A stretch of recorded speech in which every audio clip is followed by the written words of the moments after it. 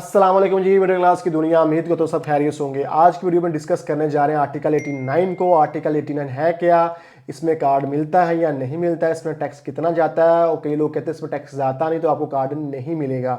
बहुत से important point discuss करने जा रहे हैं। वीडियो को कंटिन्यू करने से पहले आपको पता है कि चैनल को सब्सक्राइब लाजमी करना है। सेकंड चैनल मेरा लाइव शहबाज स्क्रीन पे नेम भी आ रहा है, इसमें मैं डेली व्लॉगिंग करता हूँ, तो उसको भी सब्सक्राइब कर दीजिएगा। बाकी कोई हेल्प चाहिए आपको तो इंस्टाग्राम पर आप मुझे कॉन्टैक्ट कर सकते हैं।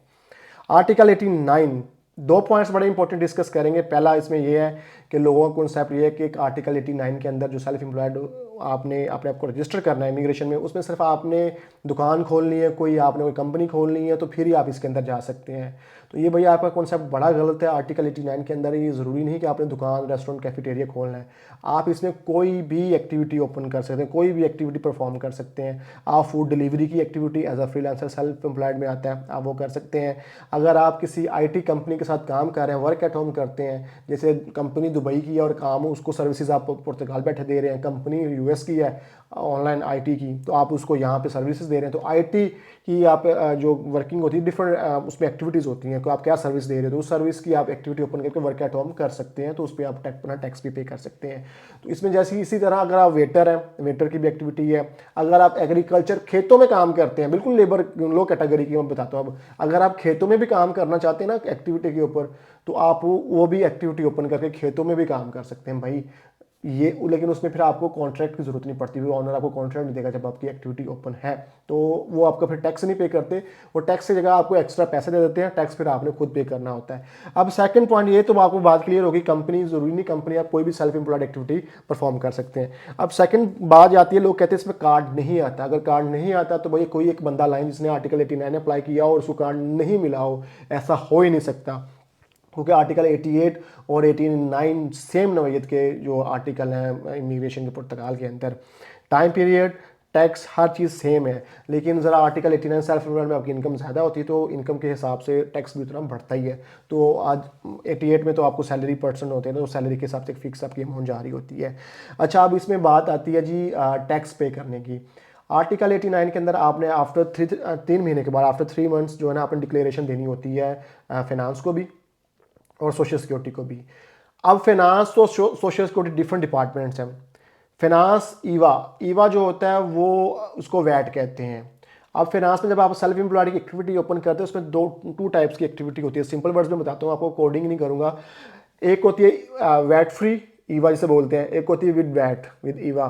तो आपने विदाउट ईवा वाली ओपन करवानी है, जिसमें आपकी अगर 13,000 से नीचे इनकम है आपकी सालाना, तो आपको टैक्स नहीं पे करना। अगर आपकी इनकम साल की 12 महीनों में 13,000 से ऊपर चली जाती है, 13,000 समथिंग है, तो आपको एक इनकम टैक्स पड़ जाएगा, वो आपको पे करना है, वैट आपने पे करना है।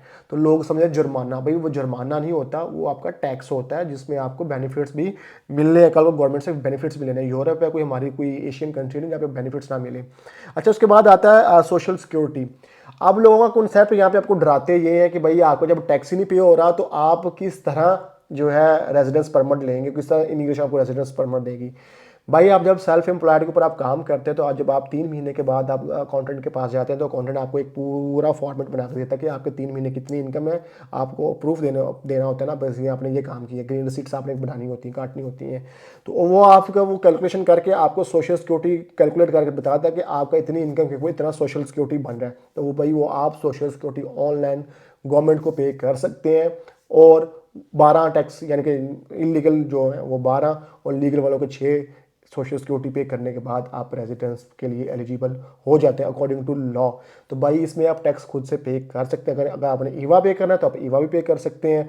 अगर आप चाहते हैं कि मैंने ईवा नहीं पे करना, मैंने कोई छोटी मोटी अपनी सेल्फ एम्प्लॉयड कोई भी सर्विसेज देता हूँ तो मैं उसकी एक्टिविटी ओपन करके काम करता हूँ, तो उस पर आप सोशल सिक्योरिटी पे कर सकते हैं। सोशल सिक्योरिटी पे कर देंगे तो भाई वो सेम ही है। अगर आप कॉन्ट्रैक्ट बेस पे काम करते हैं, जो सैलरी स्लिप्स बनती है उस पर भी आपका सोशल सिक्योरिटी पे होता है, ठीक है, वो टैक्स ही कहते हैं लोग उसको भी। तो आप उसको पे करेंगे तो आप एलिजिबल हैं रेजिडेंस परमिट लेने के लिए। लोगों का बस कॉन्सेप्ट यही है कि भाई आपका जो है टैक्स नहीं जाएगा तो आपको कार्ड नहीं आएगा, तो टैक्स आप पे कर सकते हैं, कोई मसला नहीं, कोई प्रॉब्लम नहीं है। उम्मीद करता हूँ कि आपको इन जो 2 पॉइंट्स थे इनकी समझ आ गई होगी। इस पे मैंने ऑलरेडी बहुत सी वीडियोस बनाई हैं, लेकिन ये 2 पॉइंट्स बहुत ज़्यादा पूछे जा रहे थे बार बार, तो मैंने सोचा इसको फिर मैं एक दफ़ा एक नई वीडियो बनाकर डिफाइन कर देता हूँ कि भाई इसमें ये होता क्या है, ये क्या भला है। कोई इतनी रॉकेट साइंस नहीं है। इसके अलावा और भी बहुत से आर्टिकल्स हैं जिसके अंदर आप फास्टेस्ट वे के अंदर रेजिडेंस परमिट ले सकते हैं। पुर्तगाल आर्टिकल 90 जो है, जो हाईली स्किल्ड लोग हैं, जो बच्चे, आप 12 साल की एज का बच्चा हो, 7 साल की जो स्कूलिंग में हो, 7वीं क्लास में हो, तो वो भी आर्टिकल 92 स्टूडेंट वाला। फिर उसके पेरेंट्स 122 के अंदर काफ़ी ज़्यादा और आर्टिकल्स 116 जिसमें अपने कार्ड कन्वर्ट करवाना है यहाँ का पुर्तगाल का, अगर दूसरी यूरोपियन कंट्री में रहते हैं तो काफ़ी चीज़ें हम स्टेप बाय स्टेप अब ये आर्टिकल भी डिस्कस करेंगे, क्योंकि इसके रिलेटेड भी लोग पूछना शुरू हो गए हमसे। अपना बहुत सारा ख्याल रखिएगा। रोज़े चल रहे हैं, उम्मीद करता हूँ कि आपके रोज़े बड़े अच्छे चल रहे होंगे, मेरे भी अच्छे चल रहे हैं, शुक्र अल्हम्दुलिल्लाह। नमाज़ पढ़े, अपने लिए भी दुआ करें, हो सके तो भाई के लिए भी दुआ करें, अल्लाह ताला हमारी मुश्किल को आसान करें जी। मिलते हैं नेक्स्ट वीडियो में एक नए टॉपिक के साथ जी। अल्लाह हाफिज़।